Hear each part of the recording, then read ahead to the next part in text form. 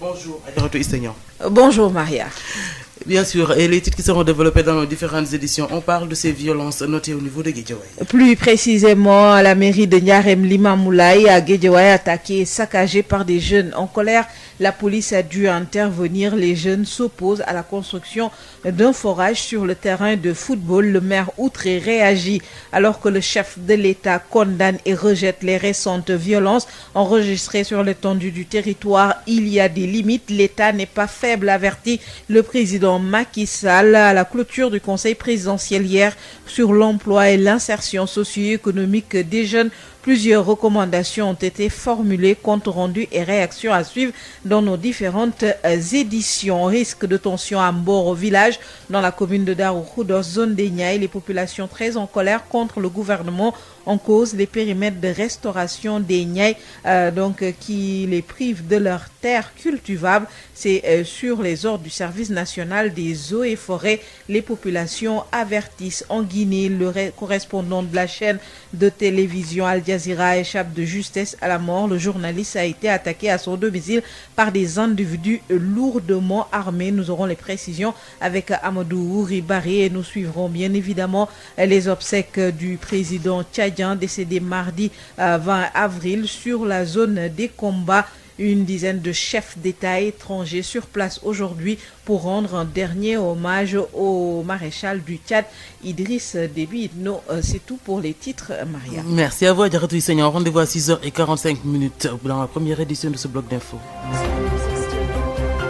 ginnaaw bi fanweeri simili ak ñett tego ci juróom benn waxtu tey jilee ci aljuma ji ñaar fukki fan ak ñett ci weeru avril 2021 salaamaaleykum Hadj Maodo Faye. aleykum salaam wa rahmatullah. xibaar yi ñu tàmbalee li nar a gën a fës bokk na ca yëngu-yëngu yooyu amoon foofee ca Guédiawaye. akay so ajara soxna Maria ñu ngi lay jaajëfal mbokk yi asalaamaaleykum foofa ca Njaareem Limamoulaye ca Guédiawaye am na ay cong yu fa amoon yoo xam ni ndaw ñi dañoo meroon ba futti rek alkaat yi sax ñoo mujj ñëw janloo ak ñoom ndax dañu ne seen terrain boobu nga xam ni fa la ñuy footballé kenn du fa tabax benn forage coow la na kurru fi nu toll nii maire ba nekk foofu tam am ci jaaxle lool daan ci dikk léegi ci biir xabaar yi dañ ci toftali tamit li nga xam ne dafa aju ci wàllu démb ndaje mi nga xam ne njiit réew mi di président Macky Sall doon na ko amal fële ci Diamniadio muy naqarlu nag violence yi amoon ci fan yi nga xam ne ak manifester yi amoon ba ay nit loru ca ne nag loolu fi mu toll nii nag loo gis ci àdduna di am gàpp te tamit nguur gu dund dañoo yoon jax wala dañoo woye fa mbaa ñu dellu ginnaaw njiit réew mi daal mel na ne loolu itam artu na ci conseil présidentiel boobu nag itam ci xëyu ndaw ñi wala xëyum ndaw ñi ak tabale la leen ci biir itam ci wàllu koom mi am na ci nag ay tomb yu bëree bëri yoo xam ne wax nañ rotal nañ ko foofu le daan ci dikk léegi ci biir xabaar yi ca Mboro village foofu ci commune bu Darou Khoudoss ci boori ñaay bi askan wi nekk foofu le dañoo mer ba fut ñoom tamit daal koy jëmale ci état bi ndax daal nee ñu seen béréb yooyu nga xam ne ca la ñuy nekk itam ci ñaay bi daal dafa mel ne rek daal am na ay benn privé yoo xam ne si leen a jox ay suuf ak yu demee noonu le te loolu nag itam jaaduwut coow li na kur daan ci dikk léegi ci biir xabaar yi ak suñu nattango boobu fa nekk di Babacar Sow ca Guinée ki nga xam ne moo fa toogal télévision bi di Al Jazeera duute konte moom ay jafe-jafe yu doy waar mbaa sax ñu faat ko ndax taskatu xabaar boobu le dañ ko fekk ci biir këram dal ci kawam itam ay nit yoo xam ne dañoo yore ngànnaay yu tar ñëw fekk ko foofu le mucc na nag itam daañu ci dikk léegi ak Amadou Ouri Bari ma ñu toogal ca Guinée toftal ci incha allah yeneen i xibaar. ay ca jërëjëf Hadj Maodo Faye yaatal geeg faram-fàcce gi juróom-ñaari waxtu lay doon incha allah. Sud FM, la revue des titres à la une des quotidiens. De ce vendredi 23 avril 2021, bonjour Absa Elimane Wane. Bonjour Sister Maria. Revue des titres que l'on démarre comme tous les matins par Sud Quotidien.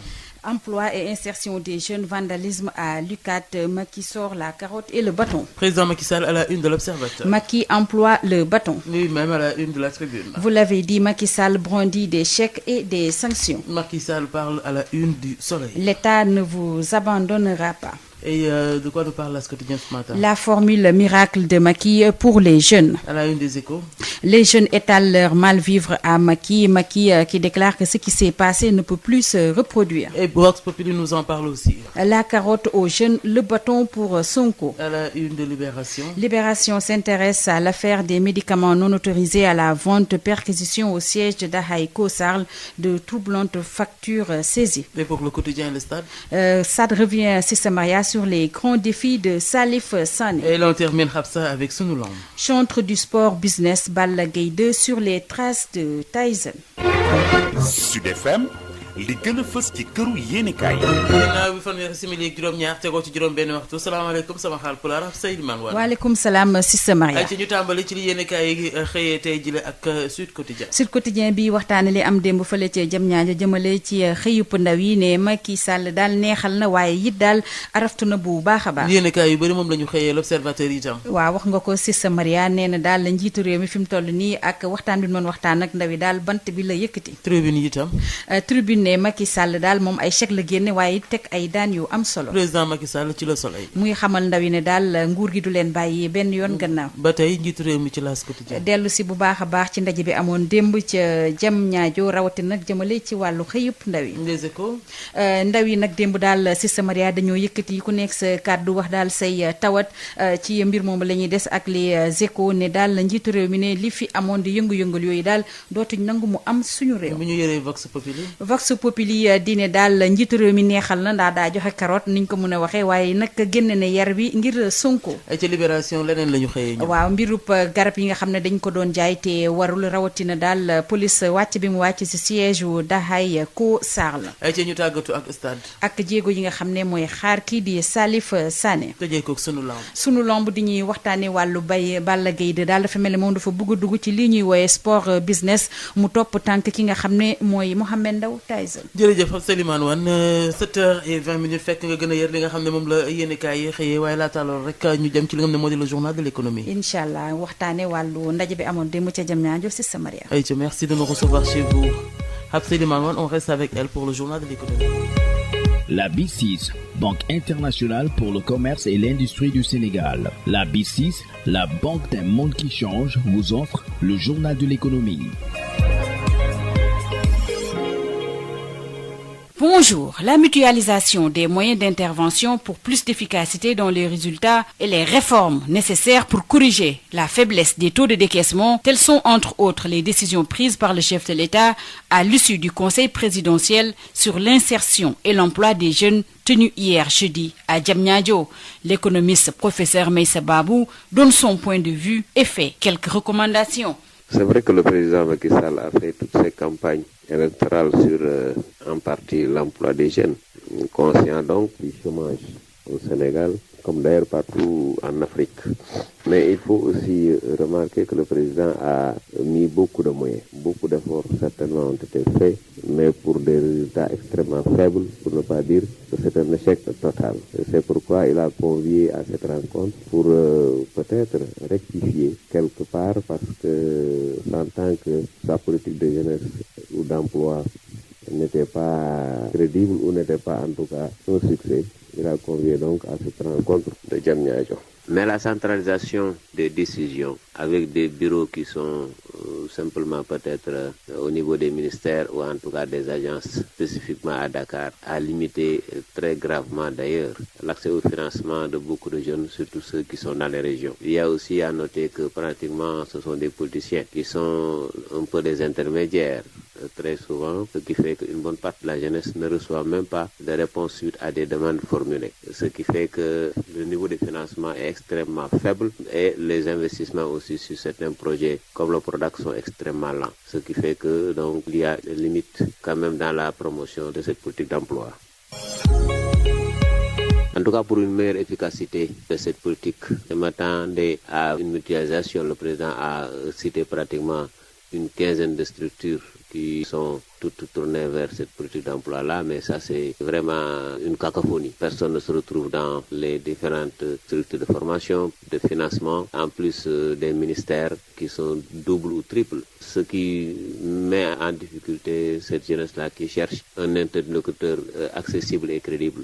Donc il faut absolument aller vers une réorganisation de ces structures-là pour une nouvelle méthode, une nouvelle approche. Même si le président parle, c'est vrai, d'inclusivité, il faudra passer par une décentralisation qui est promise. Mais décentraliser pour décentraliser, ce n'est pas aussi dans la précipitation qu'on va régler ces problèmes-là. Il faut absolument mettre en jeu les jeunes des différents terroirs. Donc le président, c'est vrai, met l'accent sur ce qu'il appelle Ligue Haleyi ou programme d'urgence, encore des concepts, encore des mots. Mais je crois que tant qu'on ne réglera pas le problème d'organisation, de la restructuration de toutes ces structures-là d'intervention, que ce soit la formation ou le financement. Tant qu'on n'aura pas une nouvelle approche plus inclusive, plus opérationnelle, parce qu'une chose c'est de mettre des structures, une deuxième chose c'est que ces structures soient vraiment opérationnelles et accessibles à tous les jeunes du Sénégal pour une équité dans le financement. C'en est tout pour le journal de l'économie. Merci de votre fidélité. La B6, Banque internationale pour le commerce et l'industrie du Sénégal. La B6, la banque d'un monde qui change, vous a offert le journal de l'économie. Sud FM chez vous, à tout instant. Biotox anti-moustique pour le corps, les vêtements, les rideaux et draps vous protège contre les moustiques chez l'adulte et l'enfant. Val d'Afrique vous offre votre journal de la santé. Bonjour à tous et bienvenue. La présence médicale Saint-Luc organise dès ce vendredi et pour 2 jours des journées de don de sang. C'est pour venir en soutien au Centre national de transfusion sanguine en manque de poches de sang durant le mois de Ramadan. Dr Frédéric Entrenden est le président du comité scientifique de l'association Présence médicale. Vous n'êtes pas sans savoir qu'au Sénégal, le problème de la pénurie de sang, ça date pas d'aujourd'hui. Et on a remarqué ces dernières années que c'était encore plus grave pendant le mois béni de Ramadan, parce que la communauté musulmane qui est majoritaire n'est pas apte à donner du sang. C'est dans cette optique qu'on a décidé d'organiser chaque année, pendant le mois de Ramadan, un don de sang qui aura comme intérêt de ramener le plus de donneurs catholiques possible afin d'essayer de compenser un peu cette pénurie qui s'aggrave. Ces journées qui se tiennent au Centre national de transfusion sanguine ce vendredi et demain samedi attendent la participation massive de tous les chrétiens aptes à donner de leur sang. Alors cette année, le don se tiendra le vendredi 23 avril et le samedi 24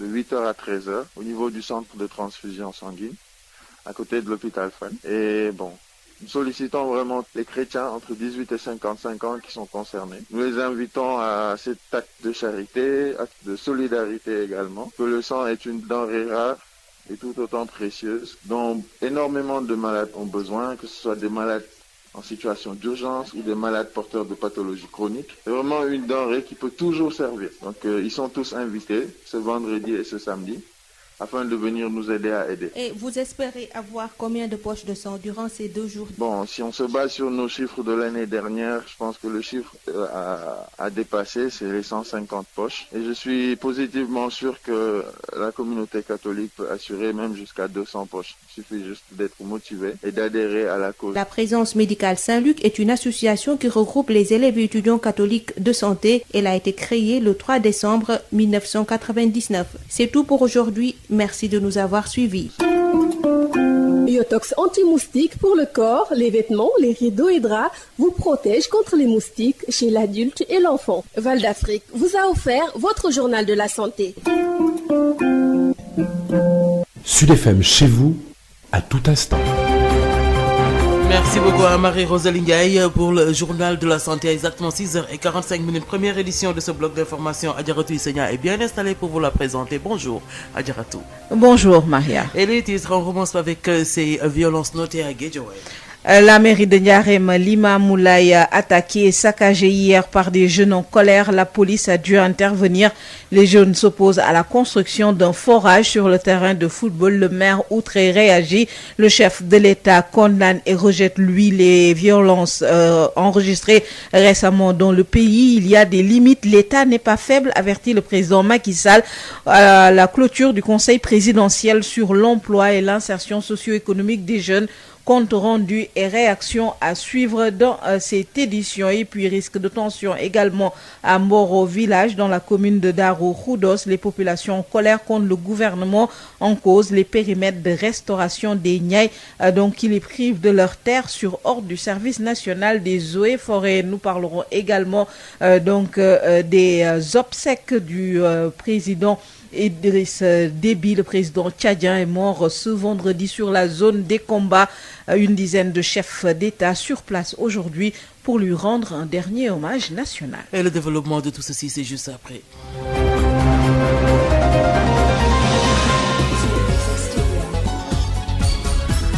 Sognan. Bonjour à tous. Papa Abdoulaye Dieye assure la mise en onde de cette édition que nous démarrons avec le saccage de la mairie de Ndiarème Limamoulaye à Guédiawaye par des jeunes du quartier Darou Naïm en colère. Les jeunes se sont attaqués à la mairie. Ils ont également brûlé des pneus. La police a dû intervenir. Ces jeunes s'opposent à la construction d'un forage sur leur terrain de football. Les précisions avec El Hadj Moussa Thiam. La tension était vive au niveau de la commune de Ndiarème Limamoulaye où l'institution municipale a été saccagée par les jeunes du quartier Darou Naïm. Le pare-brise du véhicule du maire Baïdi Sey garé à l'intérieur est bousillé par des jeunes en furie qui ont également brûlé des pneus devant l'institution municipale. À l'origine du courroux de ces jeunes, l'espace de loisirs du quartier qui fait près de 5556 mètres carrés et dont le projet KMS 3 y a prévu d'ériger un château d'eau pour lutter contre les récurrentes pénuries d'eau sur une surface de 3000 mètres carrés. Les techniciens venus pour la prospection et les mesures auraient décidé de prendre le plus de la surface initialement prévue pour la construction du château d'eau. Les jeunes se sont opposés au début des travaux. Le renfort de la police est vite constaté sur place, ce qui aurait accentué l'ire des jeunes qui soupçonnent des non-dits sur les dimensions de l'espace souhaité. Ils accusent même la mairie de vendre des terrains sur ce site.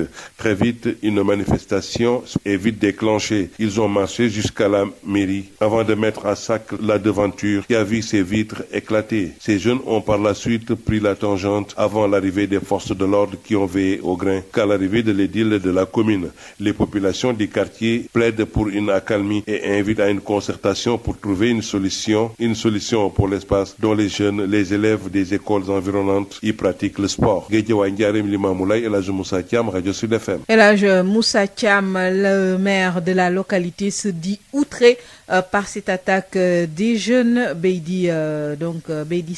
Baïdi Sey, le maire de Ndiarème Limamoulaye, réagit toujours ici au micro de El Hadj Moussa Thiam. Moi, la première chose que je déplore, c'est toute forme de violence. Je refuse qu'on règle les problèmes par la violence. J'estime qu'à chaque fois qu'il y a un problème, il y a toujours des possibilités autour d'une table de discuter et de trouver une solution. Je condamne fermement. L'autre affaire que je condamne toute forme d'agression contre une institution publique. La mairie ne m'appartient pas et n'appartient à personne. Maintenant, ce que je déplore, c'est qu'ils aient agi de cette manière. D'autant plus que le maire a toujours été en phase avec les jeunes. Ce problème, il est vieux de quelque temps. Et à l'époque, moi j'avais dit clairement et fermement devant les jeunes et devant les autorités que les jeunes avaient raison quelque part parce que nous avions discuté, on avait établi un protocole d'accord. Le protocole d'accord, il est établi, il est là. Moi, je l'ai signé avec les partenaires qui voulaient prendre une partie du terrain. Et ils avaient proposé à l'époque de faire du reste un terrain gazonné, d'appuyer les jeunes sur un certain nombre de points. Et tout ça, c'était écrit noir sur blanc et c'est moi-même qui l'avais signé. C'est la raison pour laquelle la première fois, quand ils sont revenus ici, pour vouloir changer le fusil d'épaule en disant maintenant nous prenons le tout, j'ai dit j'arrête la réunion parce que ce n'est pas ce qu'on avait dit. J'ai informé qui de droit, le préfet à savoir en l'occurrence. Donc pour dire que sur le plan du principe, nous avions raison.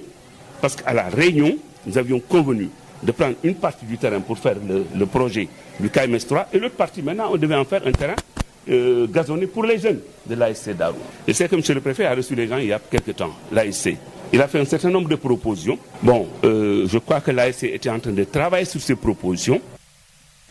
Baïdi Sey, le maire de Ndiarème Limamoulaye, outré après l'attaque de l'institution municipale par des jeunes en colère. Le chef de l'État également outré après les récentes violences enregistrées sur l'étendue du territoire. Les émeutes en lien avec l'affaire Ousmane Sonko, le chef de l'État a invité hier les Sénégalais à poursuivre la bataille pour la revitalisation des valeurs humaines, citoyennes, civiques et patriotiques. Il regrette les récentes violences et avertit l'État est loin d'être faible, a dit le chef de l'État. On l'écoute. Il nous reste à poursuivre et à engager la bataille pour la revitalisation de valeurs humaines, valeurs citoyennes, valeurs civiques, valeurs patriotiques. Vous savez, chers jeunes, ce qui s'est passé récemment dans notre pays, si le Sénégal n'était pas une grande démocratie, croyez-moi, le bilan aurait été catastrophique. Il n'est pas possible dans notre pays de se réveiller, de tout détruire, de tout allumer comme ça, sans conséquence. Quelques démocrates que nous soyons, il y a des limites. Tout le monde doit respecter. Peut-être qu'on croit un seul instant que l'État est faible. Ce serait une grave erreur. Donc, les valeurs civiques, nous devons les respecter. Au premier chef, les jeunes doivent respecter ces valeurs. Et pas en vous faisant miroiter des chimères qu'on vous sortira des difficultés. Et qui vous le disent, vous trompent pour la restauration des valeurs patriotiques. La richesse des pays réside dans ces valeurs. Ces valeurs se cultivent dans notre fort intérieur et le secret de nos consciences. C'est ça le rôle de l'école, des Dara.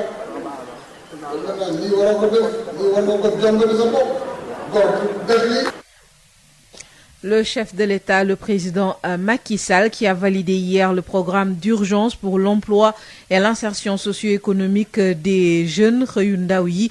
Il demande au gouvernement de finaliser avant ce 30 avril ce programme. Le chef de l'État précise toutefois que les observations soulevées par les différents participants vont être intégrées dans le document.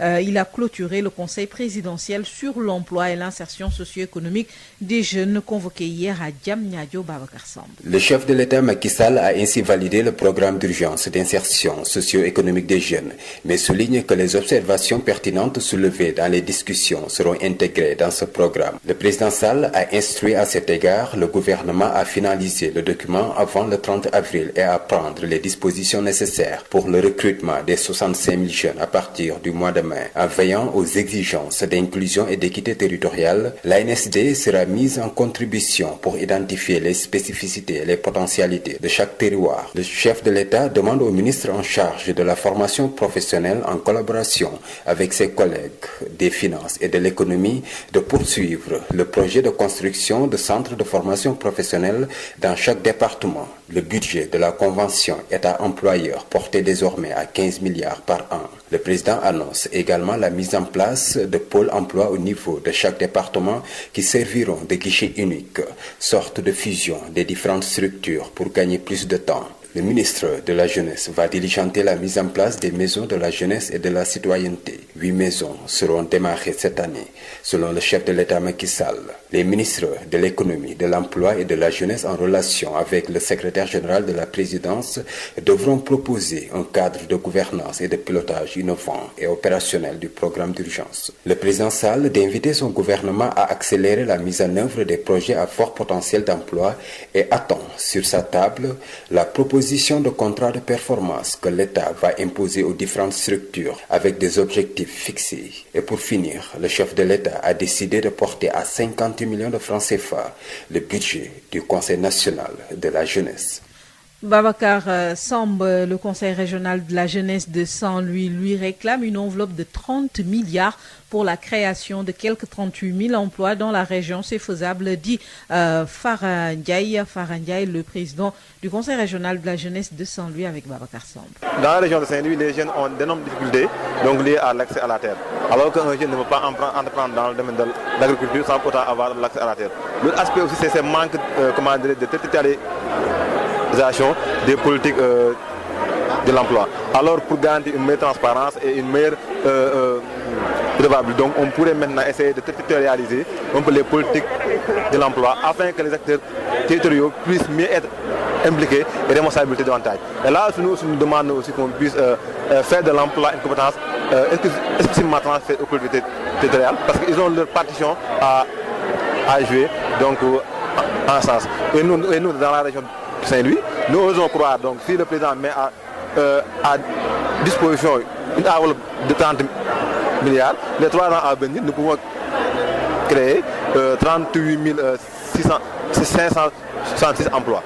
Donc il y a déjà des secteurs qui ont été ciblés, une étude déjà faite.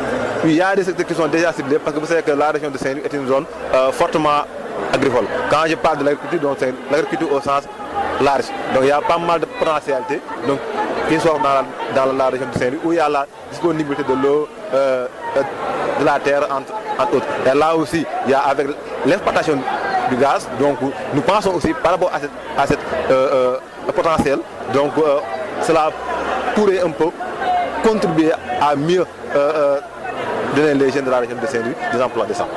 Et puis parlons de ces risques de tension à Mboro village dans la commune de Darou Khoudoss, zone des Niayes. Les populations en colère contre l'État en cause les périmètres de restauration des Niayes qui les privent de leurs terres cultivables. Et ces populations ont fait face à la presse pour alerter Babacar Sow. Risque d'implosion à Mboro village dans la commune de Darou Khoudoss en cause la colère des populations concernant les PRN, périmètres de restauration des Niayes, une zone où il leur est interdit d'occuper sous risque de forte amende pécuniaire des eaux et forêts. À les en croire, c'est une assiette foncière que leur ont légué leurs ancêtres, mais depuis 2 ans, il leur est quasiment impossible d'avoir un petit lopin de terre car étant chassés des lieux. Amadouba, porte-parole du jour. Depuis un certain temps, nous avons des problèmes dans cette zone. Cela fait 2 ans, nous n'avons pas compris une situation sur cette zone où nous ont légué nos ancêtres. Maintenant, ce sont les eaux et forêts qui viennent faire des exactions dans les champs en nous chassant non seulement, mais aussi en nous donnant des amendes exorbitantes. Et nous sommes vraiment étonnés. Sur les pertes et dommages, écoutons Ablaïba, un jeune leader politique apériste dans la localité. Cela nous crée beaucoup de difficultés. Nous n'avons plus d'espace, ni pour cultiver, pour construire. C'est l'État qui est responsable de cette situation. La goutte d'eau qui fait déborder le vase, de hautes autorités de la République viennent y ériger des vergers et des maisons à usage d'habitation. Ce que ces populations n'accepteront plus, disent-elles, d'où l'alerte lancée à l'État sénégalais à Madouba. Et nous alertons les autorités de la République. Ce qui nous étonne, ce sont les hommes politiques, les députés, de gros responsables qui viennent ériger ou bien des vergers ou bien des habitations. Nous n'allons plus accepter. Nous allons prendre les responsabilités. Tiva Wan Babacar Sow depuis Mboro village pour Sud FM. Babacar Sow, et puis parlons de l'actualité internationale dominée ce matin par les funérailles de l'ancien président Idriss Déby Itno. Le Tchad rend dernier hommage ce vendredi au président Idriss Déby. Le chef de l'État est décédé en début de cette semaine des suites de blessures après avoir participé au combat contre les rebelles dans le nord du pays. Des obsèques nationales célébrées dans la capitale tchadienne. De nombreux officiels sont déjà sur place. La dépouille mortelle doit ensuite être transportée par avion à Amdiaras, localité qui jouxte son village natal près de la frontière soudanaise. Idriss Déby sera inhumé dans l'intimité familiale, précise RFI. Un dernier hommage donc rendu à Idriss Déby qui a dirigé le pays d'une main de fer pendant 30 ans. L'événement a lieu sous la houlette du comité militaire de transition dirigé par son fils en présence d'une douzaine de chefs d'État, dont ceux de plusieurs autres pays sahéliens comme le Mali ou encore le Niger. Signalons que le président français Emmanuel Macron est arrivé hier soir à N'Djamena où la France a installé le quartier général de Barkhane, sa force anti-djihadiste au Sahel. Des obsèques qui sont d'ailleurs retransmises en direct sur la chaîne nationale au Tchad. Et c'est la fin de cette première édition en français, Maria. Merci à vous, Adjaratou Issegnon. Tout nous va présenter. Rendez-vous à 7h30 dans la seconde édition de ce bloc d'infos. Sud FM. Il est 7h. juróom-ñaari waxtu ci Sud FM seen rajo 98.5 ci Ndakaaru lëkkaloog suñuy diwaan salaamaaleykum Hadj Maodo Faye. aleykum salaam soxna Maria. xibaar li ci nar a gën a fës ñu tàmbale ko Géejawaay la nga xam ne am na fa ci ay yëngu-yëngu démb. kay loolu daanu ca dem gannaaw ba nga xamee ne yi tamit daañu dem fële nga xamee ne moo di ca Tchad gannaaw it ba tey jii nga xam ne Idriss Déby Itno tey jii lañ koy jébbal boromam ca Tchad ay kilifa yu bëree bëri fi mu toll nii ñi ngi jógee ci seen i réew jëm foofu daan ci dikk léegi ca Géejawaay it ni nga ko waxee léegi soxna si ay jàppante yu amoon foofu la loolu daan ci dikk léegi gannaaw ba nga xamee ne xale yi dañu wax ne bëgguñu rek fi nu toll nii seen terrain boobu la ñu tabax fa ab forage daan ci ñëw léegi ci biir xabaar yi toftal ci tamit coowul amoon fële ca Mboro village ak yeneen i xabaar. ay ca bu ñu taaxee loo mu daal di yaatu.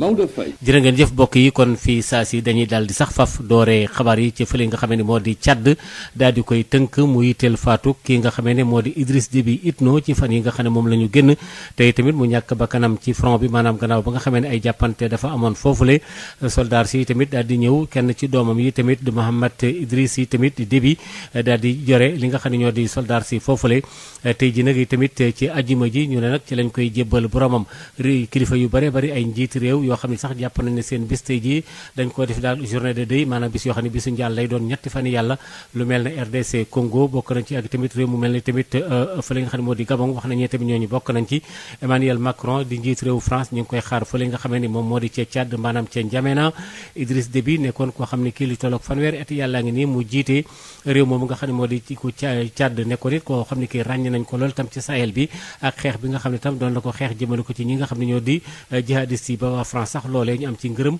daal ko ci sargal bu baax a baax ki nga xam ne tam moo di ambassade bi toogal réewum France foofule ca Tchad ca N'Djamena tamit bokkoon na jotaay ak ñi nga xam ne tam ñoo yoree ni fi ñu toll nii nguur ga lu jiitu fee fukki weer yàlla ak juróom-ñett ñu koy jox ñi nga xam ne ñoo di civil yi kilifa yu bari nag lu mel ne Mali ak yeneen i réew yu bari bari ñi ngi doon sargal ak taxaw ci kilifteefu kii nga xam ne moo di Idriss Déby tey ji nag ñu fas ko yónnee yóbbu ci dëkk bi nga xam ne fa la fekk baax denc ko ci janaasa yi nga xamee ne fa la ay bokki boppam nekk foofule ca N'Djamena daañ ci dikkaat incha allah gën koo yaatal ba nga xamee ne chef d'état yu bëree bëri tey jii lu ci jege fukk daañu dem fële ca N'Djamena ngir fekkee bisam bu mujj bi ñu koy jébbale boromam juróom-ñaari waxtu bokk yi moo dem ba feggoog luy tolloog ñetti minutes ca Géejawaay ca Njaareem Limaamu Laay coow lu métti métti moo fa amoon gannaaw ba nga xamee ne ay coow xale yi ñoo doon jàppante mer ba fut ak alkaati yi li ko sababit mooy dafa am benn béréb boo xam ne bi seen terrain la ñu ne nag ñoom kenn du fa tabax li nga xam ne moo di forage coow li na kurru El Hadji Moussa Thiam tàngoon na jëpp foofee ca commune Njaareem Limamoulaye gannaaw nag boo ay ndaw yi nga xam ni ñoo ngi soxeekoo ci quartier Daaru Naïm ñëwoon nag di daal cëkkatoo li nga xam ni moo di mairie bi pare-brise oto maire bay di sëy bi nga xam ne dañ ko gaare woon ci biir daanaka toj na boo yàqu na yaxeet ndaw yooyu sax yemuñu si dañoo génn nag di taal ay pneu ci kanamu li nga xam ni moo di mairie bi lee lu indi seen ib naqar daal mu ngi tukkee ci li nga xam ni moo di benn espace boo xam ni daanaka ndaw yi fa la ñuy tàggatoo foofee ci quartier bi te daanaka buñ ko xaymaa toll na si junni ak juróomi téeméer ak juróom benn fukk ak juróom benn mètre carré te si kaw espace boobee nag projet KMS 3 na mën a fa amal benn château d'eau rek ngir xeex li jëm si ñàkkum ndox mu tar mi rek te yittewoo lu toll ni ñetti junni mètre carré ci suuf si lee techniciens yi sax yi fa ñëwoon di natt ni ki mel ak ndaw yi jàpp nañ ni daal ñooñee la ñu soxla woon pour tabax château d'eau boobee nag dañ koo yokk ba ñooñee nag taxaw tembe daal ni li nga xam ne nag moo di sax travaux yi du fa dooree si lañ nag daal di daal renforcer li nga xam ni moo jëm ci wàllu takk der yi loole sax gën a nag merloon ndaw yi nga xam ne nag daanaka ñoomee ñoo ngi soupçonné daal dafa am lu ciy ñuul ci li jëm ci wàllu nu ñuy dimensionné terrain bi lee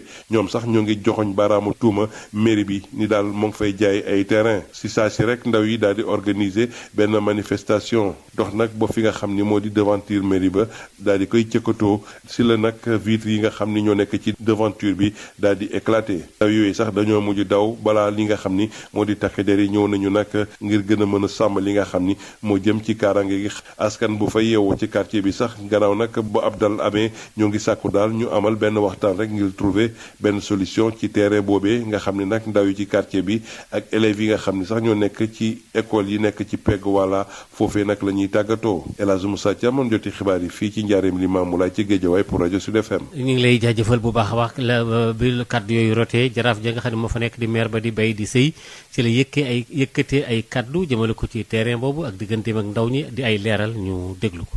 bon xale yi mer nañ xale yi koñ bi lañ njaboot gi jàpp naa ne jàmbur ñëwul mer nañ parce que affaire terrain forage bi la rek terrain forage bi ñëpp xam nañ histoire bi parce que terrain bi waa Daaru ñoo fay nekk di fa entraîner seen terrain la seen dëkk la en tout cas ñoom am nañ partenariat bu rafet ak ñun commune bi parce que projet yi ñu def foofu yëpp def nañ fa école El Hadji Mën Ndiaye Dëgën R+1 def nañ fa maison de la femme def nañ fa maison des personnes en situation de handicap def nañ fa yeneen projet ak case des tout-petits mais yëpp bi ñu koy def dafa fekk ñu ànd ak waa quartier bi ba d'accord ci waxtaan ci terrain ba ñu tracé ne ñun maire yi mën nañu bàyyee lii ñoom ñu jël lii et cetera maintenant projet bi ñu indi fii mu projet KMS 3 projet bu am solo la ñun d'accord nañ ci parce que réew mi dafa war a am ndox donc lu ñu indi fii pour def fi ndox ñëpp a ciy d'accord parce que boo ko defulee fii ak 2 ans ndox day ñàkk ci dëkk bi kon xam nga ñun lu ñu affamé kenn au contraire suñu responsabilité mooy taxaw ba ñëpp am ndox kër yëpp am ndox dëkk bi am ndox maintenant ñun dañ defoon réunion ak ñoom bañ defee réunion ak ñoom man en tant que maire ak ñoom dañu signé benn protocole d'accord ak waa ASC bi ñun ñëpp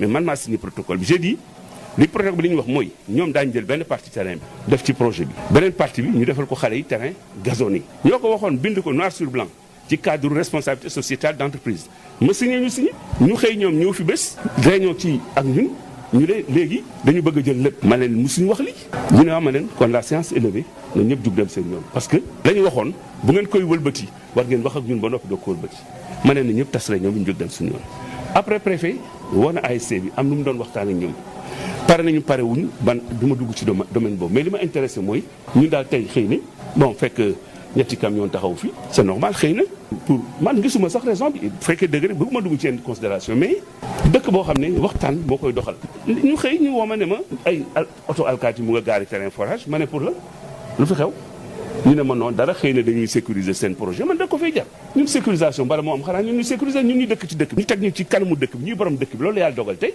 mais ñun ñoo war a mën a waxtaan ba sécuriser dëkk bi sécuriser projet yi fi nekk kenn yëgaluma aussi ne police day ñëw taxaw yëguma ci dara ndaw man d'accorduma ñuy attaquer institution. kooku di maire ba nekk fële ca Guédiawaye di bay di sëy président Macky Sall démb doon na waxtaan ak ñi nga xam ne tamit ñoom ñoo di ndaw ñi fële ca Diamniadio fax rek daal fexe daal itam nee na daal ba ñu gën a mën a dundalaat lépp loo xam ne aju na ci wàllu valeur yi ak nit ki ni mu war a mën a taxawee wàllu citoyenneté ak yëpp loo xam ne jëm na ci wàllu civisme ñu maanaam daal ndaw ñi ñu war a respecté weg itam lépp loo xam ne aju na ci wàllu buñ ko waxee ci wolof mooy ay doxalin ak tëralin yi nga xam ne itam réew mi noonu la tëddee ak itam nekkit koo xam ne kii da ngay daal di bëgg sam réew mu ne nag itam mi ngi rek di am tiis ako naqar ci li nga xam ne moo fi jàll ca fan yële nga weer mars wala nga xam ne moom la ñu génn ci manifester yi nga xam ne ñoom ñoo fi amoon nga xam ne yëngaloon na réew mi Macky Sall ñu déglu ko moom président de la République ci micro Babacar Samb. C'est ça le rôle de l'école de dara maintenant lii war a ko def lii war nga ko jàngale sa bopp góor def lii dañoo xam ne réew mu am démocratie rek moo mën a teewal ñoo yoo xam ne citoyen xalam ñemewul xalaat ne di nga dem di attaqué gendarmerie xam nga loolu fa armement nga dem di attaqué criminel nga dem di attaqué di yàq di taal këru jàmbur comme ça gratuitement loolu jàll na te loolu mënatul am mais nag ñu sant yàlla bi Sénégal nekkee démocratie te démocratie rek moo mën a mën ñu toog nag ku nekk war a xam ne te war am limite boo xam ne kooku rombee rek yaa ngi dugg ci beneen xam nga bu nga topp ci li ngay def mën na métti sur lool nag kon ñu delloo ci xel yi te xam ne réew mi kenn du ko yàq c'est pas possible les siècles par leurs ancêtres par leur enseignement par leur prière pour la démocratie les générations politiques bien avant les indépendances, qui se sont battus pour l'indépendance du Sénégal et de l'Afrique. Toute cette génération de fonctionnaires depuis 1960 qui a fait de ce Sénégal ce qu'il est aujourd'hui. njiitu réew mi doon waxtaan ci lépp loo xam ne bu fekkente ne tënk ko mooy xëyu ndaw ñi wala boo xëyum ndaw ñi ci li nga xam ne moo jëm ci lépp loo xam ne aju na ci wàllu ñu amum liggéey moom nag wax na gouvernement bi daal nañu lépp loo xam ne aju na ci wàllu fànn boobu la nañ ko noppil mu jeex tàkk bala ñoo yegg ci fanweeri fan ci weeru avril wi nga xam ne ci la ñu nekk itam fexe tamit ba ndaw ñi tabbi ci lépp loo xam ne aju na ci wàllu koomu penc mi Babacar Samb. si njeexitalu bi le conseil présidentiel njiitu réew mi daal di valider programme d'urgence d'insertion socio-économique bi ñu daal di jagleel ndaw ñi waaye di xamle ni lépp loo xamante ni observation la ñu daal di koy amal ci li ni mel dinañ ko daal di intégrer ci bile programme njiitu réew mi Macky Sall di sàkku ci gouvernement ñu daal di taxawal ci ni mu gën a gaawee bile document laata fanweeru fan ci weeru avril waaye ñu daal di jël lépp luy matukaay ngir daal di tàmbale recrutement lu tolloo juróom benn fukki junni yu tegal juróom ci ay ndaw fileeg weeru mai tekk ci yoon te mu bañ am lii di xaj ak seen ba tax na agence nationale de la statistique et de la démographie di ANSD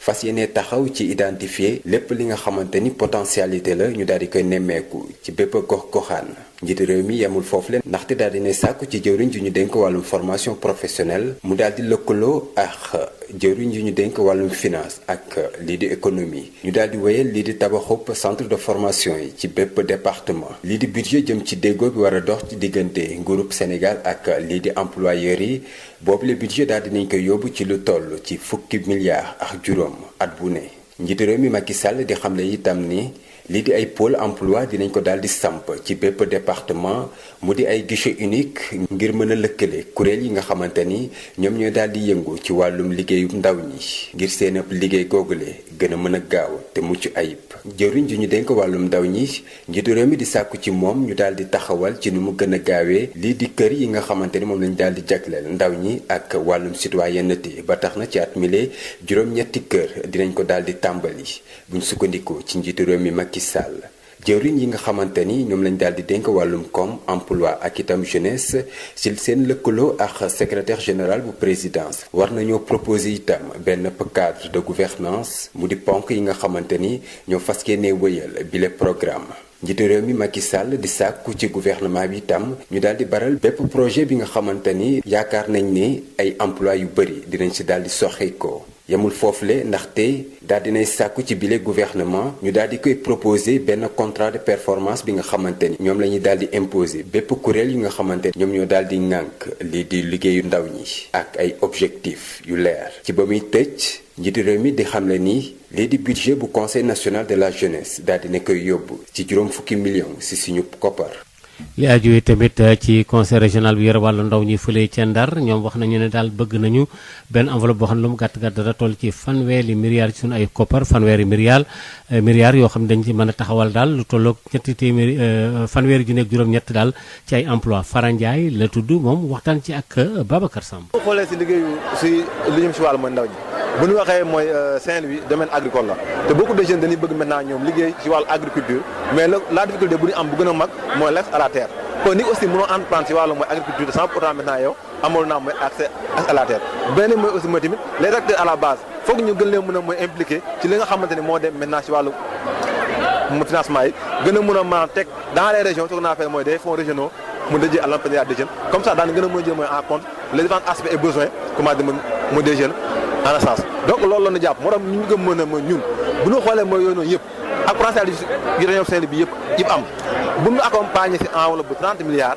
donc ñun fii ak ñetti at war na war a mën a créer ci loo xam ne mooy toll na ci 38 566 mooy emploi. est-ce que am na secteur yoo xam ne daf leen def ciblé bay la 30 milliards. déjà dina ciblé ay secteur lu mel secteur agriculture bu ñuy wax da naan agriculture au sens large parce que Saint-Louis ndox maa ngi fa suuf saa ngi fa kon bu leen gënee comment ko mën jàppale dina am solo mooy bu baax a baax benn mooy aussi mooy tamit lu si gën a am solo mooy tey mooy gaz bi nga xamante ni mooy découvrir nañ ko mooy à Saint-Louis mu nekk potentialité bu mag ci biir Sénégal donc ñu yaakaar maintenant loolu war na gën a war a mën a contribuer ci création mooy emploi donc dans la région de Saint-Louis.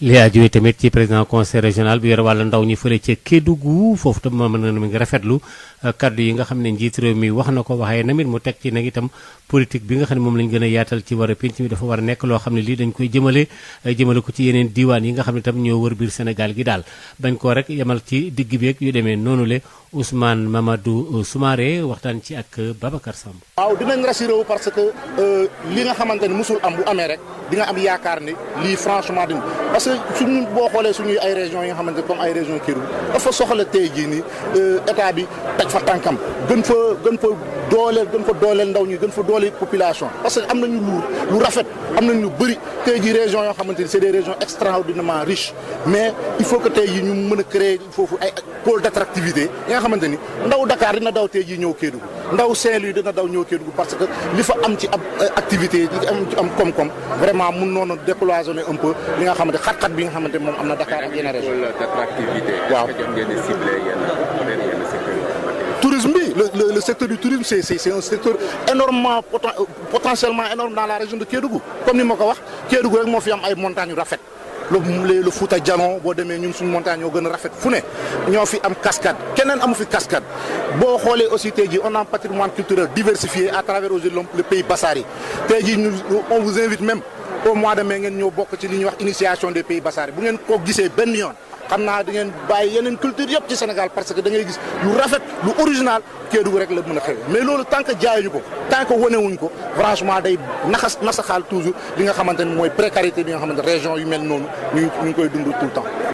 juróom-ñaari waxtu moo dem ba fekkoo fukki minute ak juróom ca Mboro village ñi nga xam ñoo nekk ci commune bu Daaru Xuddoos foofee ci ñaay bi askan wa ñoom itam dañoo mer ba futt jëmale ko ci état bi am na sabab yu ko waral Babacar Sow. njombe bu rëy mi ngi yott dëkkub Mboro village nekk ci commune bu Daaru Xuddoos askan wi mer ba futt jëmale ko ci périmètre de restauration des ñaay béréb yi nga xamee ni dañ leen faa dàq ni waratuñ faa nekk te suñ leen fa fekkee dañ leen di alamaan xaalis bu bëree eaux et forêts di def li ni mel lu toll ñaari at a ngi nii jafe-jafe yi gën a tar ba tax sax ñoom ñooñee dootuñu ko nangu tey duñu ko nangu ëllëg ba tax sax ñuy sànni ki yoox Amadou Ba moo yore seen kàddu. dañoo am problème bu rëy suñu son 2018 jàpp 2019 ba at mi ñu nekk nii dañ fay gis benn affaire boo xamante ni ñun comprendre lu ñu lan la parce que dañ fee dund àndoon fekk suñuy maam ñu yor fi ay suuf ñu gis ay eaux et forêts ñuy wàcc ci biir zone bi ñu fekk borom tool yi di leen bindal ay alamaan yoo xamante ne borom tool yi xamuñu fan lañ koy waxee li ñu gën a jaaxal ñu ne ñu fi ngeen nekk zone classée depuis 1957 ñi fi nekk ba jonni yàlla tey ji mosuñoo dund problème boobu ñu naa ñu moomu leen fi dara bu fekkente ne léegi nag nguur li mu bëgg récolter xaalis bi mu bëgg defaree ay projet ci ñun ñii la nar a jëlee loolu nag mënatuñ koo dëkku. ani yan jafe-jafe la leen di andil ñu déglu ci Ablaye Ba bokk nañ ci ndaw yi ngànk ndogali ci APR ci gox bi. jafe-jafe yi ñu ci am mënatuñoo béy tool yi fees nañ xër yi tamit fees nañ soo tabaxee ñu laaj la nga fay alamaan soo yokkee sa tool nga fay alamaan nun tamit su fekkente ne fu ñu mënatul tabax mënatuñoo dëkk jafe-jafe yooyu kenn daal gën ko métti état bi moo ko def périmètre de restauration dénk ko 11 forêt dund bi ñu dund ak ñoom état yi dafa métti. li ci gën a doy waar ba tax sax ñu gën a mer moo di dañuy gis ay kilifa yoo xam ne ay ministre ay député di ñëw di fi am ay tool wala ay kër di loo xam ne lii nee nañu daal ëpp na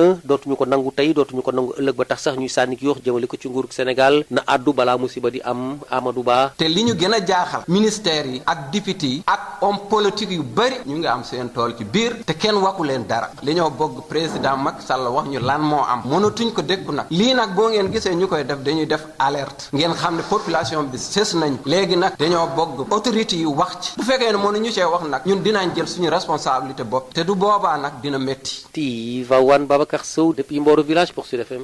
Soxna Maria kon foofu la ñuy daal di taxawal.